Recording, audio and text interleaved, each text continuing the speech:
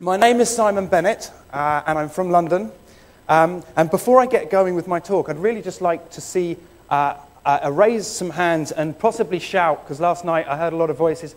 Who here is to actually make a difference? Who here wants to make a change to this world, no matter how big or small? One. Come on, more. Who else?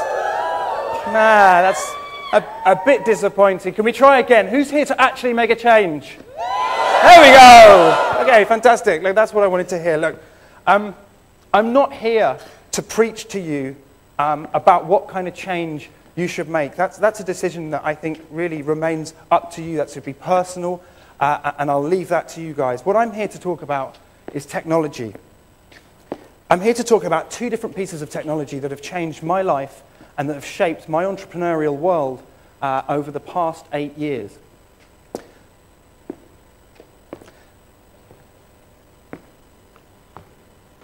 So, I'm from London, hence the fish and chips, and I'm from a small borough in London called Lewisham.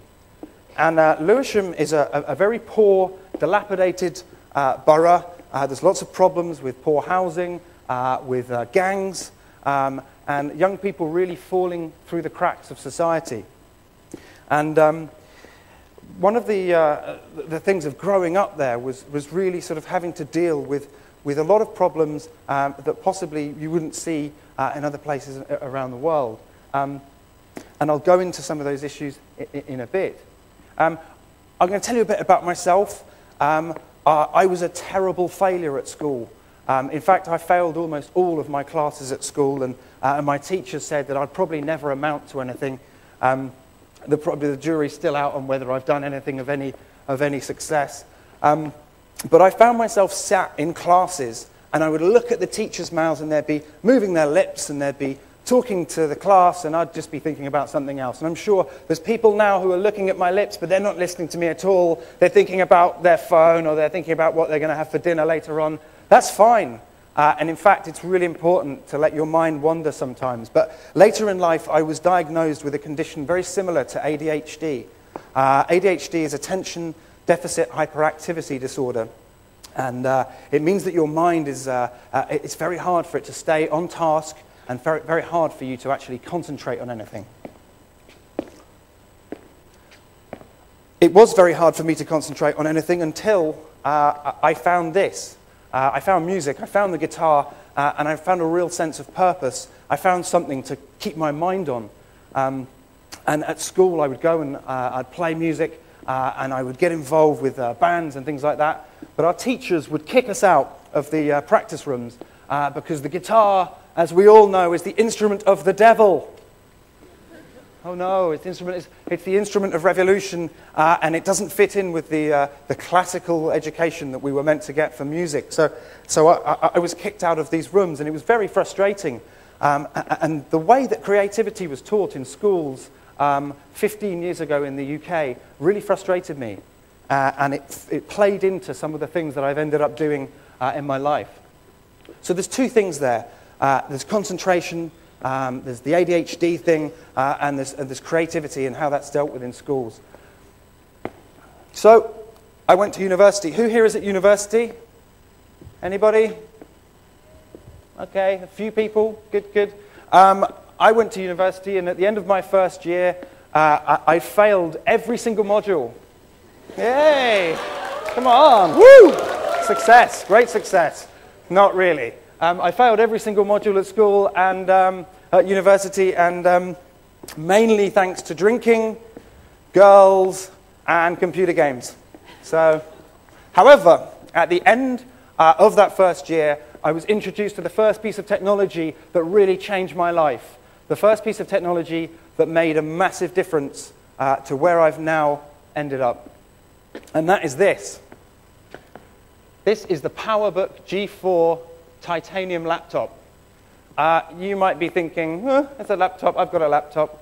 Well, in 2001, when I was 21, there were only a few laptops around, and this laptop, which still looks absolutely stunning today, it's probably as good as the PowerBooks that are coming out at the moment. It's a gorgeous piece of design. These laptops were, well, pretty groundbreaking. There was nothing like them. All of the other laptops tended to be part of sort of office, the office kind of suite. These had three main, very exciting features. One, they were not a big cat. They were fast.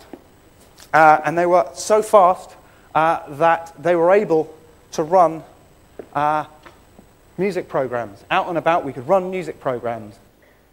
They were 500 megahertz, 256 RAM. Now, nowadays, I don't think you could probably buy a laptop that slow, but back then, it was incredibly fast, and it opened up a number of opportunities to us. Also, you could pop it in a bag, and you could wander around, and you could engage with creative multimedia wherever you were.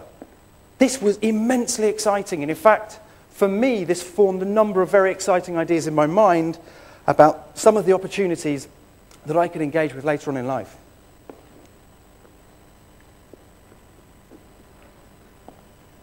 So, we have technology. Fantastic. Also, we have a problem. It's not fire, and it's not, well, it's not young people burning things. It's young people in the UK, where I was from, in London, not engaging in society because of local turf wars, because of postcode wars. And this is where we had young people who were too scared to go out from their tower blocks and go over the road to the other tower block where the youth centre might be, because they might get stabbed, they might get beaten up, they might get shot. And there's a real problem that we had to deal with. On top of that, at the same time, at university, I was engaging in music workshops with some of these types of young people. And another problem that we encountered whilst running these workshops was we had to pick up the equipment and we had to take it over to the workshop, then we had to set it all up. We ran the workshop and then we packed it all down and put it away. And we spent more time taking the equipment to the workshop than we did actually running the workshop itself. It was a terribly inefficient and ineffective way of delivering sort of education to these kinds of young people. So, the light bulb moment. Ooh! This was in Morocco in 2001. I was traveling with some friends, and we were sat down one night, and I came up with an idea so stupid that people around me told me that I should probably just shut up and give it a rest. The idea was to take a VW camper van. Who knows of these? Has anyone seen one of these before? Yeah, oh, okay, no one's seen them then. Okay, fine. This is a VW camper van, and we had this great idea to put a little mini studio with a laptop into one of these. Now, the plan would be to drive it around to the neighborhoods where these young people couldn't go out of their neighborhoods and teach them music production and creative multimedia. So, 4 years later, 4 years of hard, arduous work later, we accomplished the following. The lab.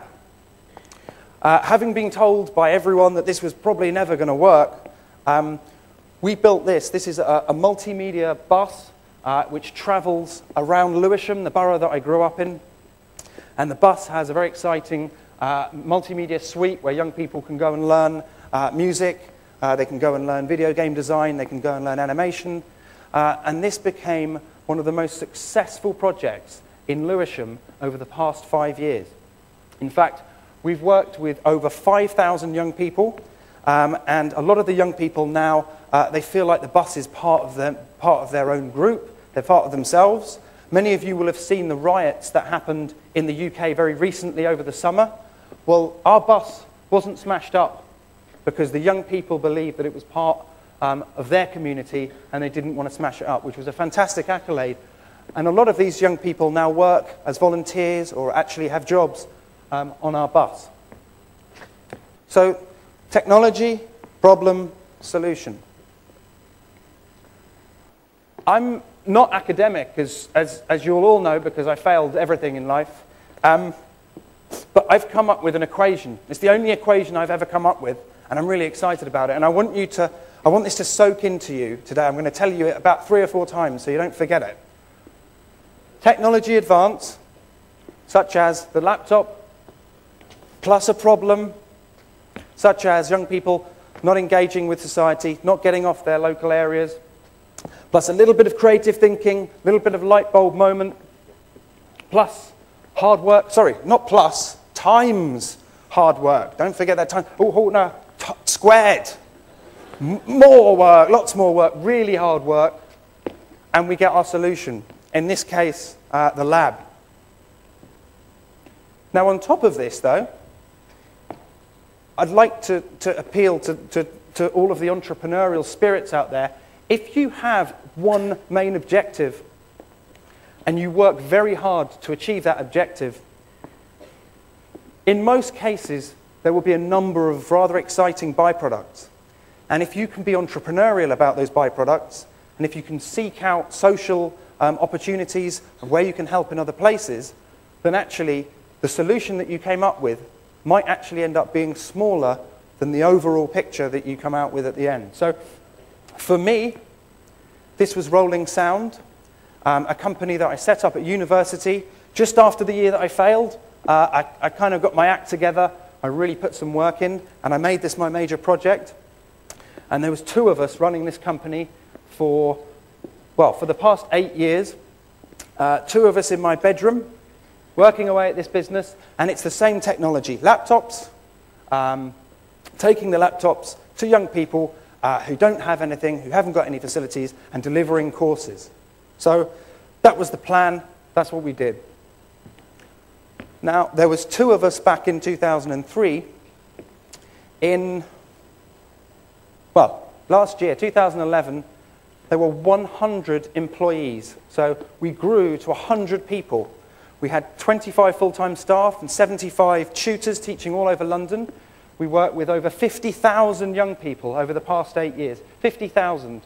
And we delivered a massive amount of change all over London. So we didn't just work in Lewisham, we worked all over. Because we had a laptop, or a whole fleet of laptops, we ended up having 250, we could go anywhere. And that was the freedom that the technology enabled us. And here's a picture from one of our school courses. We started branching out into a number of different multimedia elements. This is a photography course that we did. One of the many exciting projects that we did was set up the David Beckham Academy. And 2 years ago, I spent quite a long time with golden balls. I'm just at the end there, he's in the middle. It's not a cardboard cutout. And I went to his birthday party and we spoke at length about what he wanted to achieve from the academy, and we achieved some fantastic results over a period of 3 years. So here's the team, this is the Rolling Sound gang. And the one thing I would like to tell you, if you're going to set something up around technology or anything, always surround yourself by people who are better than yourself. I'm a bit of a failure, but if you surround yourself by lots of successful and creative and clever people, then you'll probably succeed. So I'd like now to talk about one of the innovations that we came up with while we were at Rolling Sound, which was delivering computer games courses, computer game design courses to young people. So these courses were the first of their kind in the UK, that nothing like them had ever been seen, and we worked with people who could make computer games, and we created a bunch of courses where young people could come along and very easily make their own levels, create their own characters, create all of their own assets. It was a very exciting course. And as a byproduct of that, another exciting byproduct of the crazy entrepreneurial world was Roll7. And Roll7 is a company that's been running for 4 years, and the primary aim of Roll7 is to develop socially responsible games. And what we mean by socially responsible games is games that are aimed to make a difference. MaD games. So one of such game would be this, Dead Ends. Dead Ends is a game that we made. It was a game that was made by young people of London. We had a big problem with knife crime recently around London, and what we did is we took a great group of young people from all over London, creative young people, to create the scripts, write the soundtrack, create the assets, do all of the coding, and create their own game. And this game was then used by police and school teachers to engage young people about the issue of knife crime. So we took these young people and we then gave a lot of them jobs and created sort of almost like a, trying to think how you'd explain it. It's a bit like an after-school club that just is your job. So for a lot of these young people, they ended up just doing what they like to do after school. I'd now like to finish with the second piece of technology that changed my world. We've had one so far, which was the laptop. This is the second piece of technology that changed my world. And this is the Neurosky mindset. And the Neurosky mindset can read your brains. No one looking scared? Okay, maybe this is all, you have lots of these in Hong Kong already? No? Okay, right, so this is new. Is this new? Yes, okay, fantastic. So the correct term for this is a non-invasive dry biosensor electroencephalogram. Do you want to say that? No? Okay, we'll leave it. Basically, the headset can read concentration, so how much you're focusing. It can also read relaxation, so how much you're relaxing. The headset is also more attractive than a shower cap with some Smarties on it, which is handy. It's a lot cheaper as well. It's wireless, and it's a lot cheaper. I've already said that. But it's less than $100 US for a headset that can read your mind. A pretty impressive accolade.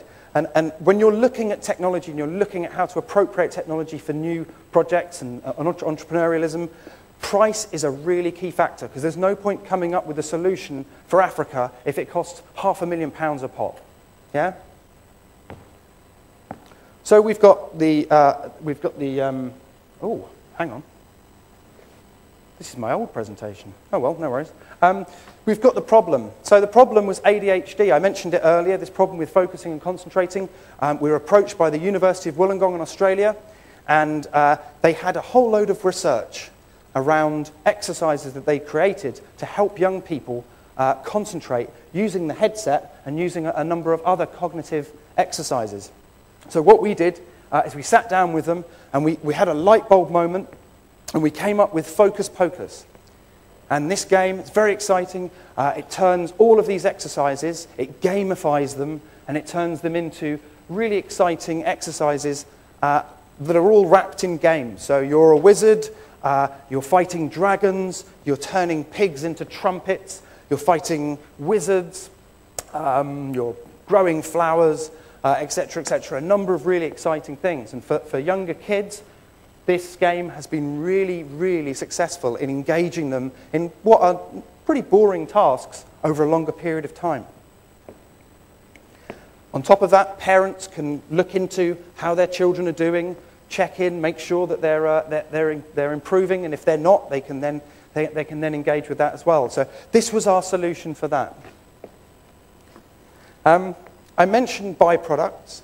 Well, the byproduct of this particular technology for us as an organization is that your neighbors, well, give or take 5 hours, Singapore, have funded us to run an office over in Singapore because we are now considered the world's leading developer for brain-computer interface technology on the consumer level. So somehow we've sort of diverted and got to all of these different exciting things. I'm really here to try and tell you that these things are important. If you can remember how many technical advances are happening in your lifetime, literally in the last 4 weeks, if you guys can just engage with some of those, if you can look at all of the problems, I'm sure you're going to be engaged with a number of problems over this weekend. You saw a lot of them last night. If you can get some creative thinking, if you can have a few light bulb moments, and if you can times that by some hard work, then I'm really sure that you're going to be able to come up with the future. My name's Simon Bennett. It's been absolutely fascinating coming to Hong Kong. It's my first time here. I'd love to speak to any of you if you're interested, if you have any kind of questions. Thank you so much for your time.